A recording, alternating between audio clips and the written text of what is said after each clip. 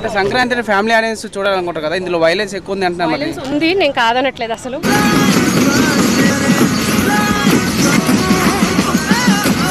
First half అలా వెళ్ళిపోతుంది, but second హాఫ్లో మీకు సెంటిమెంట్ అంతా బయటపడుతుంది. చాలా బాగుందండి, మీనింగ్ఫుల్ సెంటిమెంట్.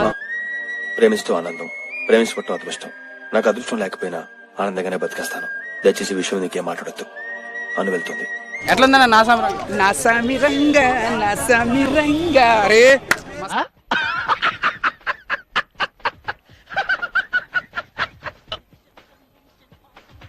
మస్తు ఉందన్న నాగార్జున సినిమా. కింగ్ నాగార్జున దుమ్ము లేపేసిన నా సినిమా. బేసిక్ గా నా వాయిస్ కి బేస్ ఎక్కువ, చేతికి దురద ఎక్కువ, టోటల్ గా ఈ బాడీకి బలుపు ఎక్కువ. హనుమాన్ తర్వాత సెకండ్ ప్లేస్ ఇది వస్తుంది. Same to same third place లో రాసి పెట్టుకోండి. నా సామిరంగా నాగార్జున్, మా కింగ్ నాగార్జున్, విక్టరీ వెంకటేష్, వీళ్ళిద్దరు మాత్రం